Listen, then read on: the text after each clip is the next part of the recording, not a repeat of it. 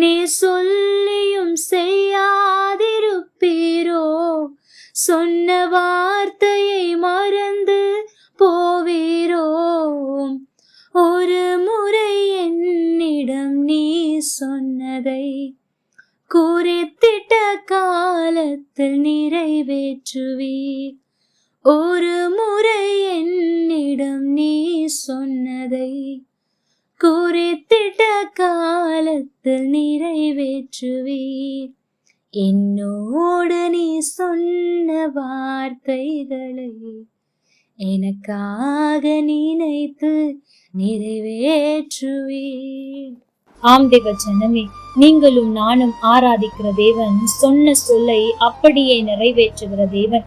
ஒரு முறை சொன்னதை கூட ஞாபகத்தில் வைத்து குறித்த காலம் வரும்போது நிறைவேற்றுகிற தெய்வத்தை தான் நாம் ஆராதித்துக் கொண்டிருக்கிறோம். அவசரப்பட்டு சொல்லிவிட்டேனே என்று ஒருபோதும் சொல்லாத தேவன், அப்பொழுது சொன்னேன் ஆனால் இப்பொழுது என்னால் முடியாது என்று ஒரு நாளும் சொன்னதை தட்டி கழிக்காத தெய்வத்தை தான் நீங்களும் நானும் ஆராதித்துக் கொண்டிருக்கிறோம். ஒருவேளை இன்றைக்கு அவர் சொன்ன வார்த்தைகளை நீங்கள் மறந்திருக்கலாம், அல்லது சொன்ன வார்த்தைகளுக்கு எதிராக அநேக காரியங்கள் நடந்து கொண்டிருக்கலாம்.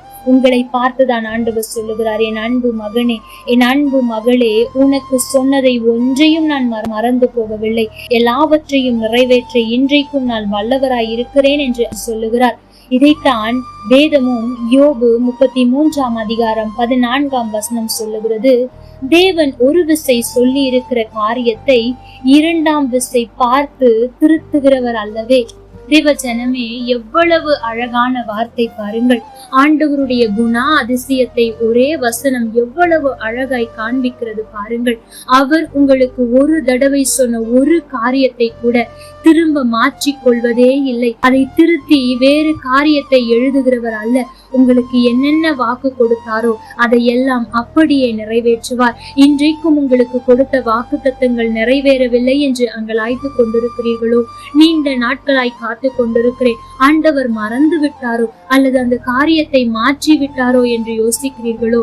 இல்லை, அவர் ஒரு தடவை சொல்லிவிட்டாரானால் என்னவானாலும் அதை நிறைவேற்றுவது நிச்சயம்.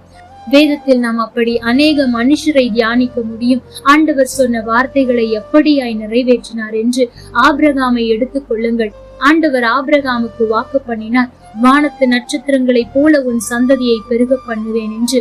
உடனே நடந்ததா என்றால் இல்லை, காலங்கள் கடந்து கொண்டேதான் போனது. ஆண்டவர் அதை சொன்னால், ஆனால் அதை நிறைவேற்றுவதற்கான சூழ்நிலைகள் இல்லை. சாராளுடைய கர்ப்பம் செத்து போயிற்று. ஆபிரகாம் மிகவும் வயது முதிர்ந்தவன் ஆனான் என்று வேதம் சொல்லுகிறது. இதை பார்த்த ஆண்டவர், அச்சோ நான் அவசரப்பட்டு சொல்லிவிட்டேனே என்று ஒருபோதும் அவர் தன்னுடைய சொல்லை மாற்றவே இல்லை. ஆபிரகாம் வயது சென்றவன் ஆகிவிட்டானே, என்னால் செய்ய முடியுமா என்று யோசிக்கவே இல்லை. சாராளோட கர்ப்பம் செத்து போயிற்றே, எப்படி வானத்து நட்சத்திரங்களை போல சந்ததியை பெருக பண்ணுவேன் என்று யோசிக்கவே இல்லை. சொன்னதை அப்படியே நிறைவேற்றினார். காலங்கள் கடந்து சென்றதுதான், ஆனால் அவர் ஒரு தடவை வாக்கு பண்ணினாரே, வானத்து நட்சத்திரத்தை போல உன் சந்ததியை பெருக பண்ணுவேன் என்று. அதை 100 வயது ஆனாலும் சரி, நான் அதை நிறைவேற்றி காண்பிப்பேன் என்று நிறைவேற்றி காண்பித்தாரே, அந்த தேவன் இன்றைக்கு உங்களை பார்த்து சொல்லுகிறார், அன்றைக்கு ஆபிரகாமுக்கு ஒரு முறை வாக்கு பண்ணினதை நிறைவேற்றினேனே, அதை நான் திருத்தவில்லையே. அப்படி இருக்கிற நான் உன் வாழ்க்கையில் சொன்ன காரியத்தை நிறைவேற்றாமல் விட்டு விடுவேனோ என்று ஆண்டவர் கேட்கிறார். தேவ ஜனமே, அவர் சொன்னால் சொன்னதை அப்படியே செய்வார். வேதத்தில் அப்படி நாம் அநேக உதாரணங்களை பார்க்க முடியும். இஸ்ரவேல் ஜனங்களை கானானுக்குள் அழைத்து கொண்டு போவேன் என்று சொன்னார். 40 வருஷம் வனாந்திரம் தான். அந்த 40 வருஷத்தில் ஜனங்கள் புலம்புகிறார்கள், முறுமுறுக்கிறார்கள், ஆண்டவருக்கு பிரியமாய் நடக்க தவறுகிறார்கள். ஆனாலும் சொன்னதை காப்பாற்ற வேண்டும் என்ற ஒரே காரணத்திற்காக, எகிப்திலிருந்து புறப்பட்ட ஜனங்களை கொண்டு வந்து சேர்க்க வேண்டும் என்பதற்காக நூனின் குமாரனாகிய யோசுவாவையும் காலேபையும் அழைத்து கொண்டு வந்தாரே, அந்த தேவன் ஒரு முறை சொன்னதை பார்த்து திருத்துகிறவரா? இல்லவே இல்லை. ஆகவே உங்களுடைய வாழ்க்கையிலும் சொன்னதை நிச்சயமாய் நிறைவேற்றுவார். ஒன்றும் இல்லாமல் லூஸ் என்னும் இடத்தில் படுத்துக் கொண்டிருக்கிற யாக்கோபை அழைத்து, நான் உன்னை ஆசிர்வதித்து உன்னை பெரிய ஜன கூட்டம் ஆக்குவேன் என்று வாக்கு பண்ணினாரே, ஒன்றும் இல்லை தான், பெரிய தேசம் தான், அங்கே போய் எப்படி பிழைப்பான் என்று அவனுக்குள்ளே கேள்வி இருந்திருக்கலாம். ஆனால் வாக்கு தத்தத்தை தந்தவர், நான் உன்னை கைவிடுவதில்லை என்று சொன்னவர் கைவிடாமல் இரு பரிவாரங்களை உடையவனாய் மாற்றினாரே. ஒரு முறை சொன்னதை பார்த்து திருத்துகிற தேவன் அவர் அல்லவே அல்ல. இன்றைக்கும் சோர்ந்து போய்விட்டாயோ என் அன்பு மகளே, என் அன்பு மகனே? ஆண்டவர் சொன்ன வார்த்தை நடக்கவில்லையே, ஆண்டவர் என்னென்னவோ சொன்னார், இன்றைக்கு ஒன்றும் நடக்கவில்லையே. அவர் மறந்து விட்டாரோ, மாறிவிட்டாரோ, அல்லது நான் செய்த ஏதோ ஒரு பாவத்தினால் அதை என்னிடத்தில் நிறைவேற்ற தவறிவிட்டாரோ என்று அங்கலாய்க்கிறீர்களோ? இல்லை என் அன்பு மகனே, ஒருவேளை நீ பாவம் செய்திருக்கலாம், நீ அந்த ஆசீர்வாதத்தை பெற்றுக் கொள்வதற்கு தகுதியற்றிருக்கலாம்.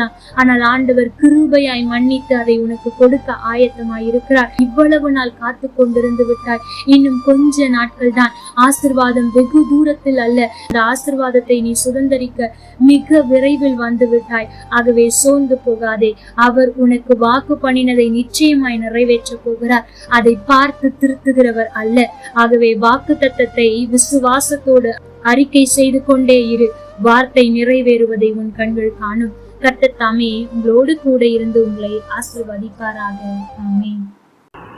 லைக் பண்ணுங்க, ஷேர் பண்ணுங்க, கமெண்ட் பண்ணுங்க.